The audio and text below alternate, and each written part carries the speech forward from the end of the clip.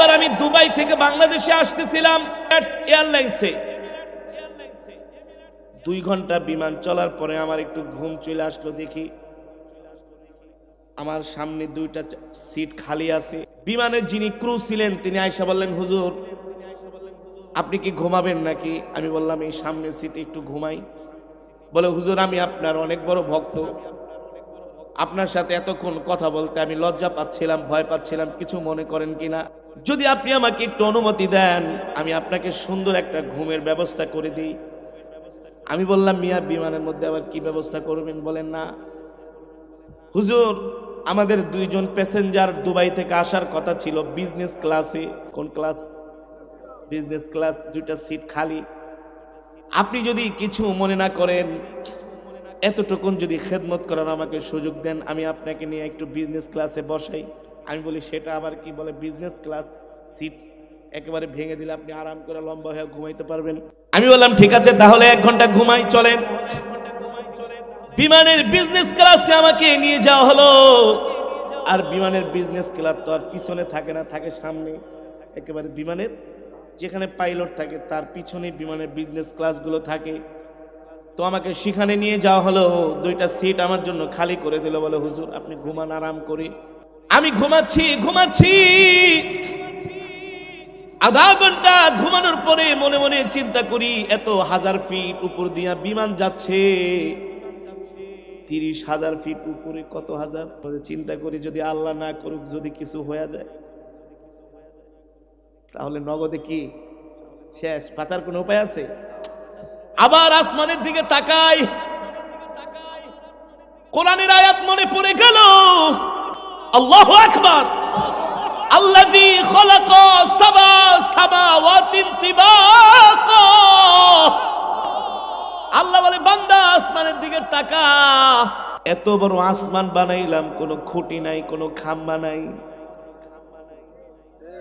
আল্লাহ বলে, এত বড় আসমান বানাইলাম, কোন জায়গা দিয়ে একটু আসমানের ভেঙেও পড়ে না, প্লাস্টারও ছোটে না। আমরা বিল্ডিং বানাইলে 10-12 বছর গেলে তো আস্তে আস্তে করে ওয়ালের প্লাস্টার গুলো খসে খসে পড়ে যায়, যায় কি যায় না? ভীম গুলো দুর্বল হয়ে যায়, পিলার গুলো দুর্বল হয়ে যায়। আসমানের দিকে তাকাই, মেঘমালা, মাঝে মাঝে বিমান মেঘের সাথে বাড়ি খায়, একটু নিচে যায় আবার উপরে উঠে। আমার কলিজাটা ফেটে যাচ্ছে, মালিক তুমি এত নেয়ামত দিয়ে আমাদেরকে ভরপুর করে রাখছো। মনে মনে চিন্তা করলাম, আল্লাহ এই আসমানের মধ্যে তুমি কেন খুঁটি দিলা না? খুঁটিবিহীন তুমি কিভাবে আসমানগুলাকে আল্লাহ তুমি টিকায়া রাখছো? আল্লাহ বলে, ফাইদা কদা আমরান ফাইন্নামা ইয়াকুলু লাহু কুন ফায়াকুন। আমি আল্লাহ যখন কিছু বানানোর জন্য সিদ্ধান্ত নেই, কিছু করার জন্য সিদ্ধান্ত নেই, আল্লাহ বলে আমি বলি কোন হয়ে যায়, কোন হয়ে যায়, ঠিক কিনা বলি? মনে মনে চিন্তা করতে লাগলাম, মাঝে মাঝে দেখি পদ্মা সেতুর পিলারের সাথে যাইতা ফেরি ধাক্কা লাগে। কথা বলেন, কথা বলেন। আমার কথা যদি লজিক অনুযায়ী হয়, কোরআন হাদিস অনুযায়ী হয়, আওয়াজ দিতে হবে। মাঝে মাঝে পদ্মা সেতুর পিলারের সাথে ফেরি ধাক্কা লাগে, লাগে কি লাগে না? এই কারণে 4 মাস ফেরি বন্ধ ছিল। কয় মাস? আরো জোরে বলেন, কয় মাস? 4 মাস ফেরি বন্ধ ছিল। আল্লাহ যদি আসমানের ভিতরে পিলার দিতেন, পিলার, মাঝে মাঝে বিমান যায় পিলারে ধাক্কা লাগতো, লাগতো কি লাগতো না? লাগতো কি লাগতো না? দেখা যাইতো বছরে এমন 10-12-20টা ঘটনা, বিমান অ্যাক্সিডেন্ট করতেছে আসমানের পিলারের সাথে ধাক্কা লেগে, ঠিক কিনা বলেন? আরে বাসে আর ট্রেনে লঞ্চে আর কত মানুষ যাতায়াত করে। একটা পরিসংখ্যানে দেখা গেছে বছরে 300 কোটি মানুষ বিমানে শুধু যাতায়াত করে। বিমান যদি বন্ধ হয়ে যায় সারা পৃথিবীর স্থবির হয়ে যাবে। এই যে গত বছর করোনা আসছিল, বিমান বন্ধ ছিল, পণ্যের দাম বেড়ে গেছে, দেশের অর্থনীতিতে ধস নেমেছে। বিমান বন্ধ থাকা মানে আন্তর্জাতিকভাবে এক এক দেশের সাথে এক দেশের সম্পর্ক ছিন্ন হয়ে যাওয়া, ঠিক কিনা বলেন? যদি এমন আসমানের মধ্যে পিলার থাকতো, আল্লাহ না করুক যদি আল্লাহ একটা শাহজালাল আন্তর্জাতিক বিমানের এক সাইডে যদি একটা আসমানের পিলার বসাইতো, আর আপনাদের যশোরে যে এয়ারপোর্ট আছে এখানে যদি দুই একটা আসমানের পিলার থাকতো, কয়টা বিমান যে ধ্বংস হইতো আল্লাহ ছাড়া কেউ জানে? জেনে বলেন। আমার আল্লাহর ক্ষমতা, আল্লাহু আকবার। আমার আল্লাহ কত বড় আর্কিটেক্ট, ইঞ্জিনিয়ার, আল্লাহু আকবার। আল্লাহ বলে বান্দারে 7টা আসমান বানাইছি, এই আসমান কোনোদিন ভাঙবেও না, চুরবেও না, কোন জায়গা দিয়ে একটা আস্তর ছুটেও পড়বে না। আল্লাহু আকবার।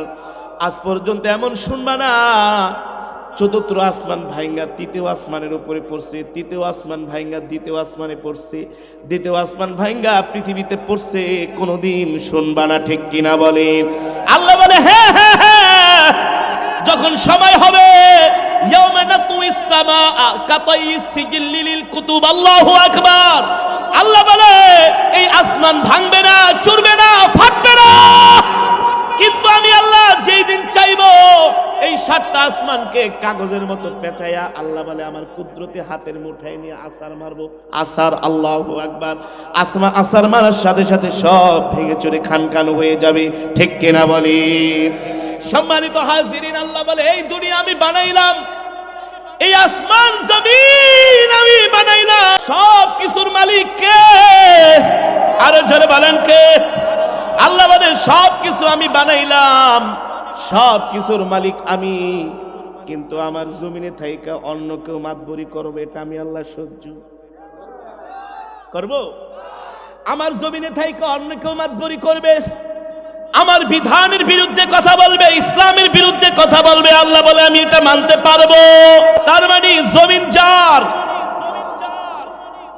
আইন চলবে তার, জমিন যার, আসমান যার, বিধান চলবে তার, ঠিক কিনা বলেন? এই কারণেই তো আল্লাহ রাব্বুল আলামিন মক্কার জমিনে আমার নবীকে কোরআন দিয়া পাঠাইলেন। ও নবী, আমি আপনাকে কোরআন দিলাম, জান জান কোরআনের দাওয়াত দেন, আর এই কোরআনের রাজ কায়েম করেন। আবু জেহেলের মাতবরি আমি আল্লাহ সইব না, আবু লাহাবের ফটকামি আমি আল্লাহ সহ্য করতে পারবো না, উতবা সাইবারা আমার দ্বীনের বিরুদ্ধে কথা বলবে, এটা হবে না। আল্লাহ বলে আমার জমিনে একমাত্র আমার কোরআনের আইন চলবে। কিসের আইন? বলে হুজুর খুব ভালো, খুব ভালো হুজুর। যখন কোরআনের আইনের কথা বলে তখন বলে হুজুর খারাপ, ঠিক কিনা বলেন? কারণ কোরআনের আইন প্রতিষ্ঠা হয়ে গেলে এই সমস্ত অত্যাচারী শাসকদের কোনো বিল থাকবে না, বাদ হয়ে যাবে, ঠিক কিনা বলেন? ভ্যানিশ হয়ে যাবে, ঠিক কিনা বলেন? এ কারণে আল্লাহ বলে নবী, আবু জেহেল আপনার উপরে মাতবরি করে, এটা আমি আল্লাহ সইতে, আমার জমিনে আমার আইন চলবে, ঠিক কিনা বলে?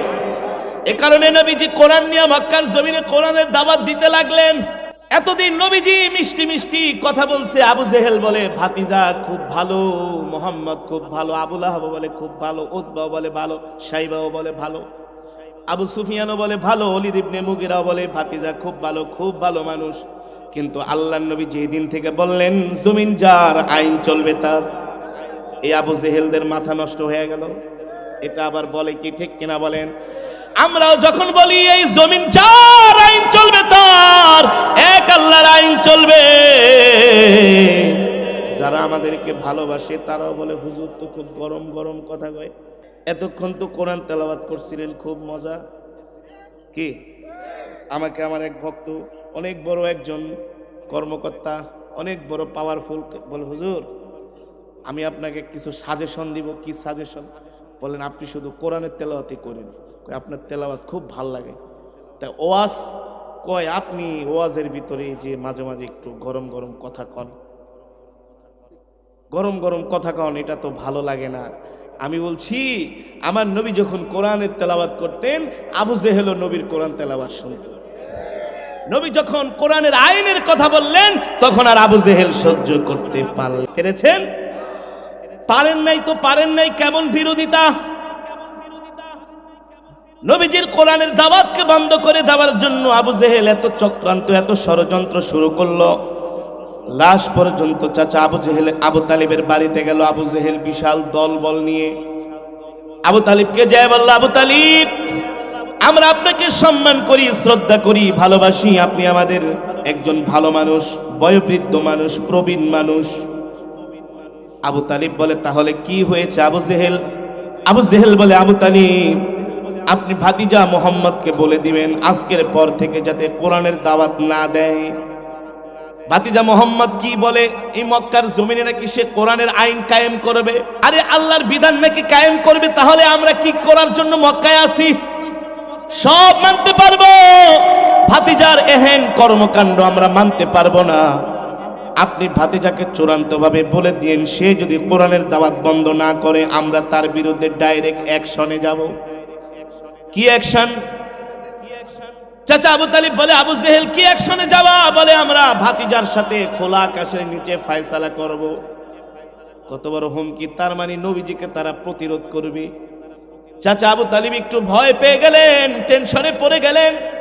রাত্রবেলা আল্লাহর নবী বাড়িতে আসলেন, দেখেন চাচা আবু তালিবের মন খারাপ। আম্মুর রাজুলি সিন ও আবি, চাচা বাপের মতো, ঠিক কিনা বলেন? বাবা যদি ইন্তেকাল করে মারা যায়, চাচার থেকে বাবার ঘ্রাণ পাওয়া যায়। চাচা বাবা যদি ইন্তেকাল করে মারা যায়, চাচার কণ্ঠ থেকে বাবার কণ্ঠের আওয়াজ যায় কি যায় না?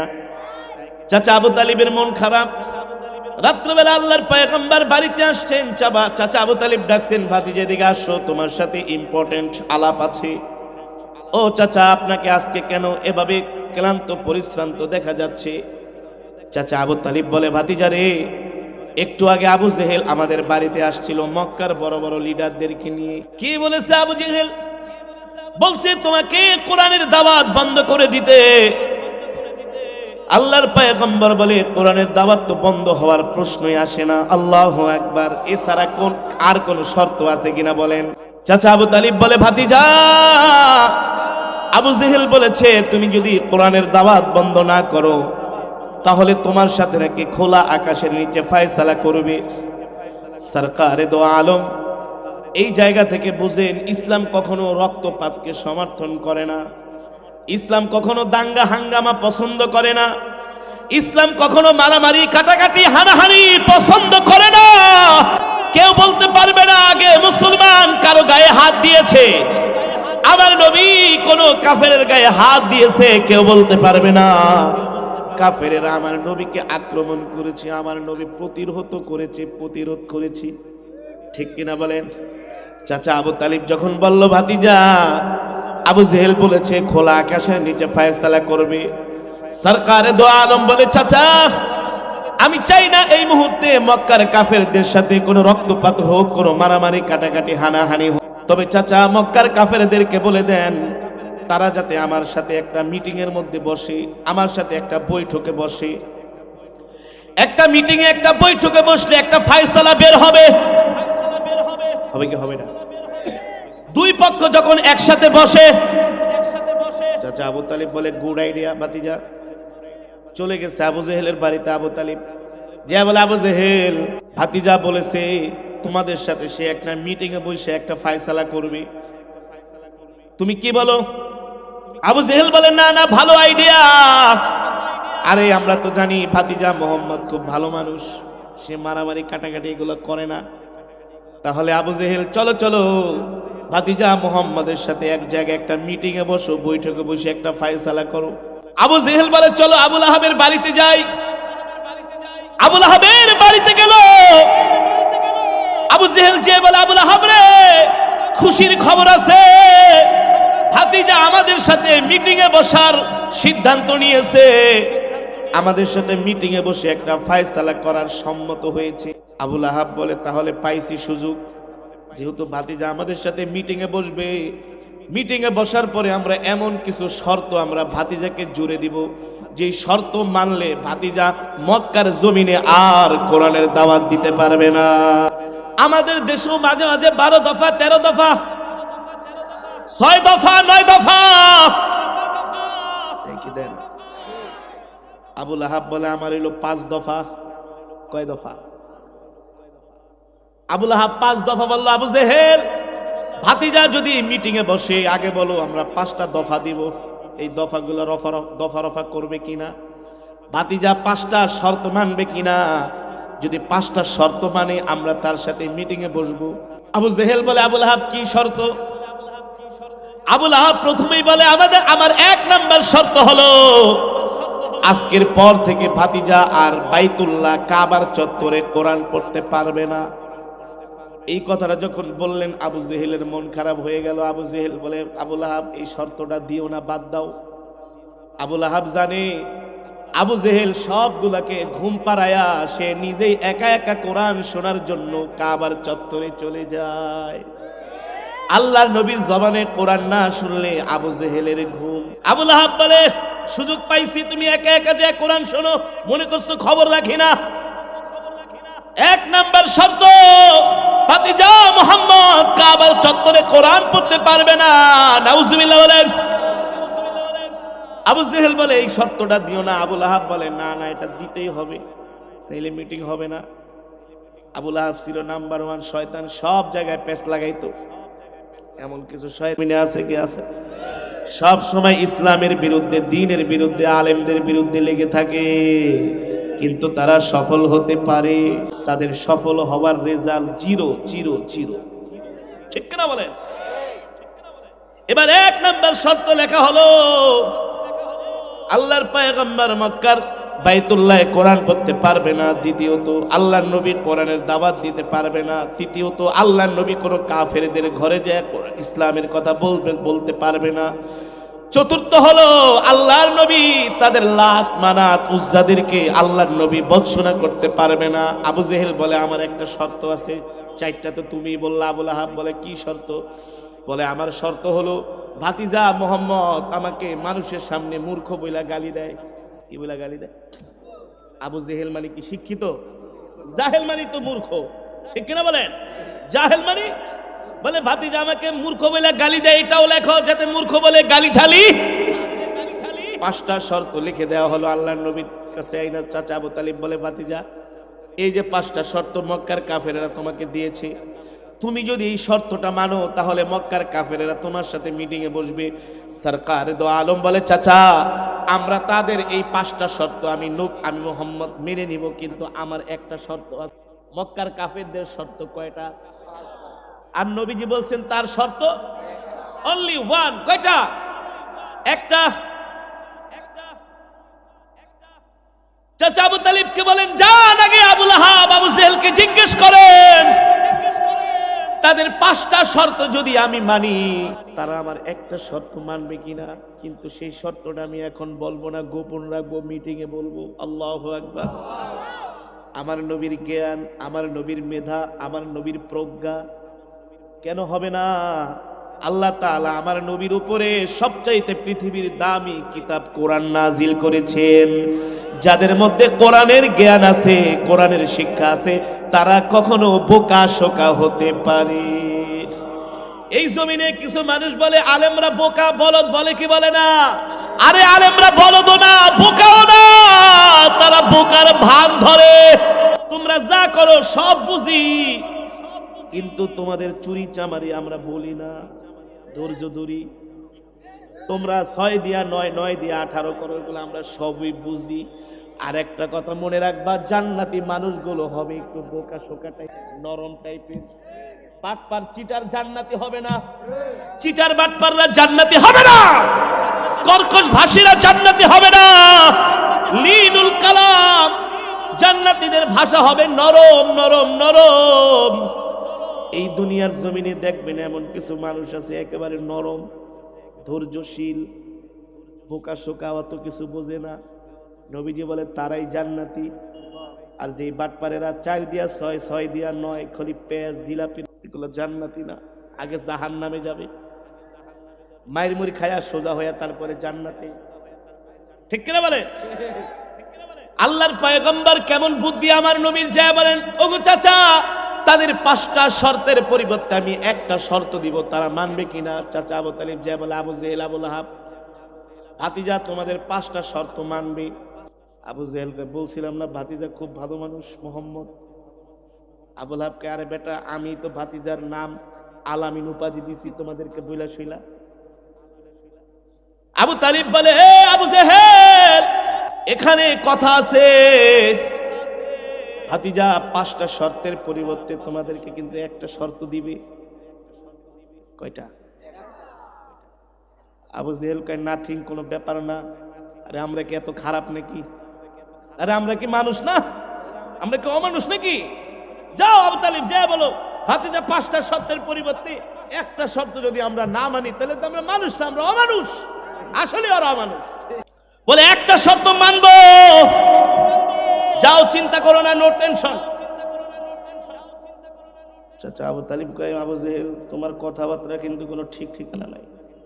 রাত্রে বলো একটা, সকালে বলো আর একটা। না আবু তালিব, এত খারাপ মনে করেন না, আমরা কি এত খারাপ নাকি? ভাতিজা এতগুলো শর্ত মানবে আর আমরা একটা শর্ত মানবো না? বলে কি বলো? আমরা হ্যাঁ মানবো।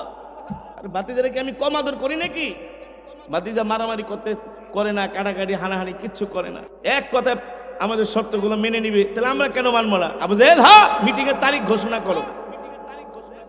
ঠিক আছে, 3 দিন পরে ভাতিজাকে বলবা কাবার চত্বরে আসতে, আমরা মিটিং এ বসবো ভাতিজার সাথে। 3 দিন পরে মাগরিবের সময়, মাগরিবের নামাজের পরে আল্লাহর নবী আস্তে আস্তে করে কাবার চত্বরের দিকে আসতে লাগলেন মক্কার বড় বড় লিডারদের সাথে মিটিং করার জন্য। মিটিং এর মধ্যে যাদের লোক সংখ্যা বেশি, তাদের ক্ষমতা বেশি, তাদের কথা গ্রান্টেড হয় বেশি। নবীজি যখন কাবার চত্বরে ঢুকলেন, বড় বড় নেতারা সিরিয়াল ধরে বসে আছে। আমার এতিম নবীর সাথে আল্লাহ ছাড়া কেউ নাই, শুধু একা চাচা আবু তালিব। নবীজি হৃদয়টা ভেঙে খান খান হয়ে যাচ্ছে।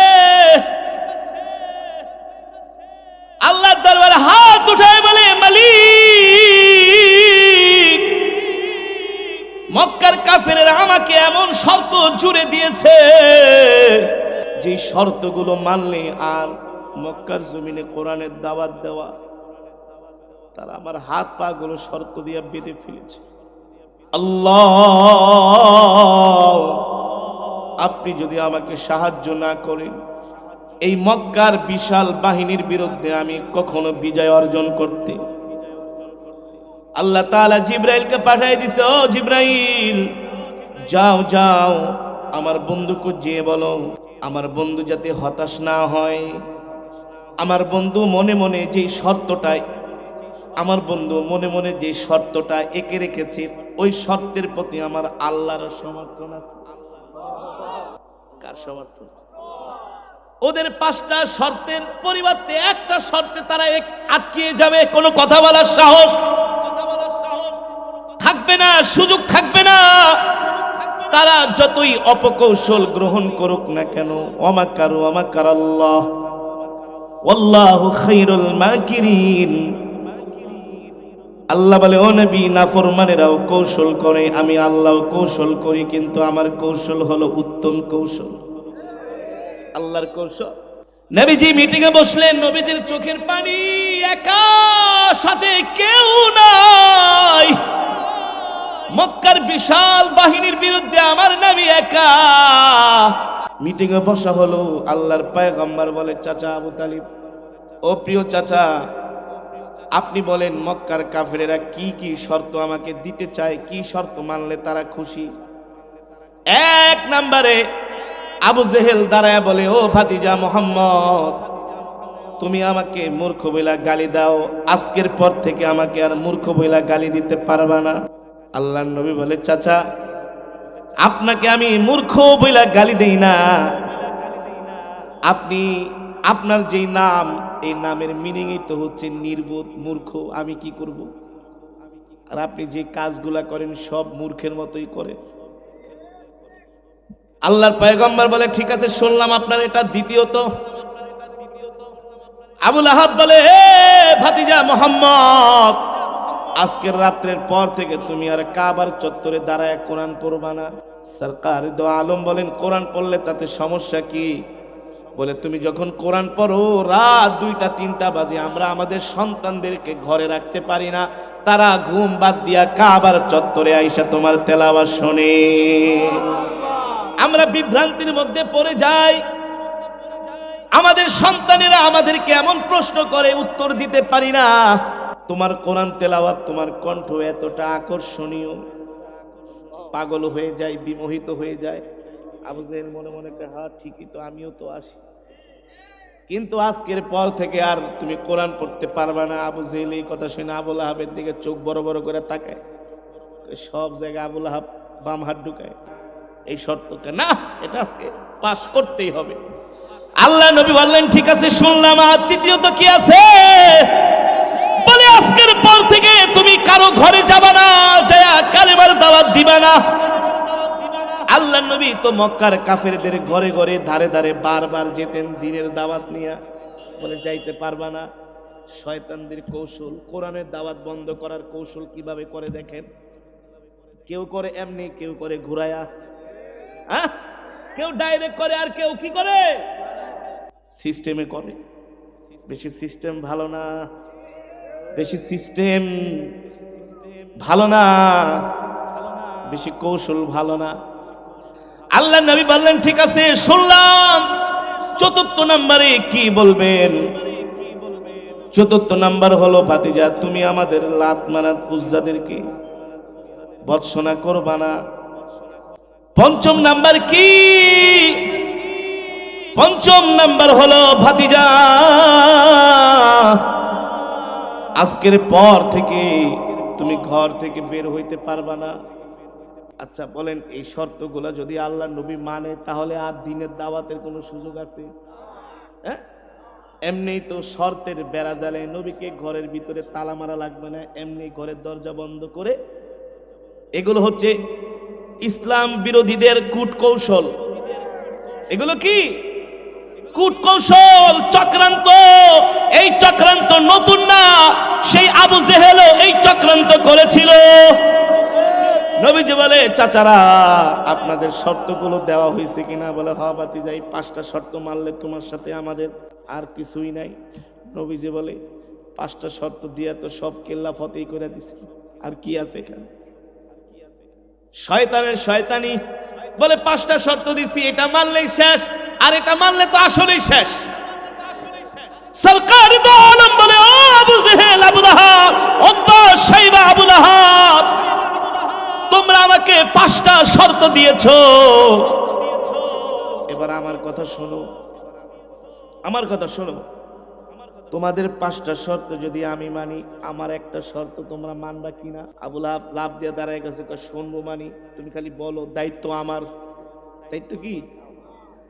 আল্লাহর পয়গম্বর বলে, চাচা ইজলিস, বসেন, এত গরম হয়েন না, বেশি আবেগ ভালো না, আগে বোঝার চেষ্টা করেন মানবেন কিনা। আবু জাহেলের দিকে তাকায় বলে, চাচা আপনি বলেন মানবেন কিনা? আবু জেহেল বলে, ভাতিজা তুমি 5টা আমাদের শর্ত মানবা, আর আমরা একটা শর্ত মানবো না। এতবার অমানুষ তো আর আমি না, আমরাও তো মানুষ, মানবতা বলতে কিছু আছে। উতবা শাইবাদের দিকে নজর করে বলে, তোমরা কি বলো? বলে, বড় নেতারা যেটা বলে আমরাও সেটা। এবার সরকার দো আলম বলে, শোনেন, আপনাদের 5টা শর্ত আমি মেনে নিব যদি এই মুহূর্তে এই মজমা থেকে আপনারা আমার একটা শর্ত মানেন। কয়টা? এখন তারা উদ্গ্রীব হয়ে গেছে, আবেগ আপ্লুত পাগলের মতো। তাড়াতাড়ি বলো ভাতিজা, তাড়াতাড়ি। মানে এক শর্ত মানতে পারবো না, এটা তো হইতে পারে না, তাড়াতাড়ি মিটিং টিটিং শেষ করে বাড়িতে যাইগা। আরে এক শর্ত। আল্লাহর পয়গম্বর বলে, আবু জেহেল, আবু লাহাব, উতবা, শাইবারা, ভালো করে শুনুন, আপনাদের 5টা শর্তের পরিবর্তে আমার একটা শর্ত হলো, এই মজমার মধ্যে যারা আছেন সবাই এই মুহূর্তে আমার এই শর্তটা হলো, আপনারা এখনই আমার হাতে হাত রেখে কালেমা পড়ে মুসলমান হয়ে যাবেন। এই মজমার মধ্যে বলেন, লা ইলাহা ইল্লাল্লাহ, আল্লাহ ছাড়া কোনো মাবুদ আছে? আল্লাহ ছাড়া কোনো মাবুদ নাই। এই কথা শোনার পরে আবু লাহাব আবু জেহেল রে ধাক্কা দিয়ে, কিরে, সেই রেজাল্ট তো একই। কি সারা রাত্র পিটাইলাম, সাপ সকালবেলা উঠে দেখি রশি। কি দেখি?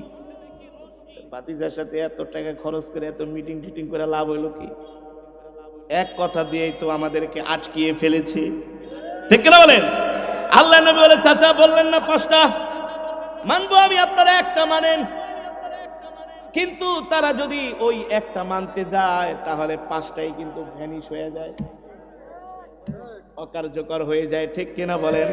আল্লাহ নবীর জ্ঞান, আল্লাহু আকবার!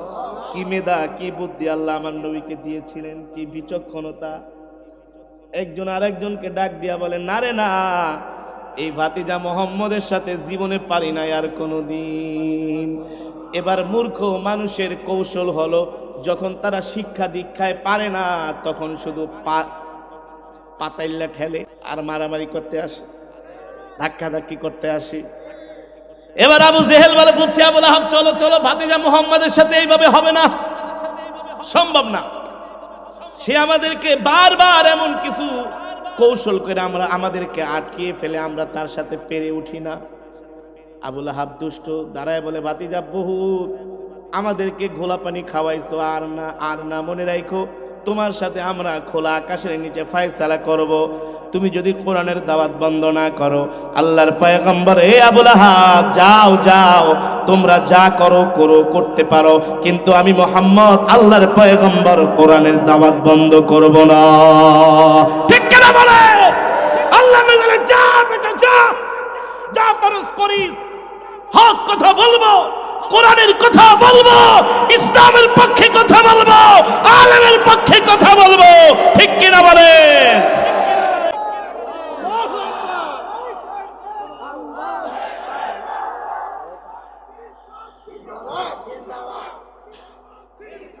সম্মানিত হাজিরিন, এই বয়ান থেকে কি বুঝলেন? ইসলামের বিরুদ্ধে যতই ষড়যন্ত্র, যত আঘাত, যত কৌশল অপকৌশল অবলম্বন করা হোক না কেন, যতদিন বাঁচবো ইসলামের পক্ষে বাঁচবো, দ্বীনের পক্ষে বাঁচবো। যতদিন বাঁচবো ইসলামের সাথে আছি, দ্বীনের সাথে আছি, কোরআনের পক্ষে আছি, আলেমদের পক্ষে আছি। কেউ যদি মনে করে আমরা শেষ, আমরা শেষ না। যেখানে মনে করবে শেষ, সেখান থেকে আবার শুরু, সেখান থেকে আবার যুগ জামানা পাল্টে দিতে চাইলে অনেকজন, একজনেই আনতে পারে জাতির জাগরণ, ঠিক কিনা বলেন? সুতরাং আল্লাহর জমিনে আল্লাহর দ্বীনকে প্রতিষ্ঠা করার জন্য এই মাদ্রাসাগুলো অপরিহার্য। মাদ্রাসার দরকার আছে কি আছে না? এই বাংলার জমিনে একটা কথা মনে রাখবেন, যতদিন পর্যন্ত কওমি মাদ্রাসাগুলো টিকে থাকবে ততদিন পর্যন্ত এই বাংলার জমিনে ইসলাম থাকবে। লেখা রাখেন, লেখা রাখেন, এই বাংলার জমিনে যেই দিন থেকে কওমি মাদ্রাসাগুলো থাকবে না, সেই দিন থেকে দেশে ইসলামও থাকবে না, থাকবে না। কই আরবে ইসলাম আছে? ঘোড়ার ডিম আছে ইসলাম, ইসলাম নাই। তারা দাওয়াত ও তাবলীগকে নিষিদ্ধ কইরা তারা মদের, জুয়া, নাইট ক্লাব, পতিতালয়, অবৈধ অশ্লীল গানের কনসার্টকে তারা বৈধতা দেয়। ইসলাম আছে? ইসলাম আছে? নাই, ইসলাম নাই। দ্বীনের কথাগুলো এখনো চলমান, কোরআনের আওয়াজ এখনো বাংলার জমিনে আছে। যেখানে ওলামায়ে দেওবন্দ পৌঁছেছে সেখানেই হকের আওয়াজ উচ্চারিত হচ্ছে। আরো একটা উদাহরণ দিলে তো অনেকের মাথা নষ্ট হয়ে যাবে। 20 বছর আমেরিকা আফগানিস্তানকে তছনছ করেছে, লাস্ট পর্যন্ত মোল্লাদের মাইর খায়া ভাগছে, বুঝলেন না? হ্যাঁ, তারা মনে করবে যেখানে শেষ, আল্লাহ বলে সেখান থেকে শুরু হবে। ক্ষমতার মালিক পৃথিবীর পরাশক্তি আমেরিকা লেজ ঘুটিয়ে পালাতে বাধ্য হয়েছে। এটা ওই দেশের আলেমদের কোনো কেরামতি না, এটা আল্লাহর ক্ষমতা, আল্লাহর শক্তি, ঠিক কিনা বলে? আমরাও যতদিন বাঁচবো ইসলামের পক্ষে, দ্বীনের পক্ষে বাঁচবো ইনশাআল্লাহ।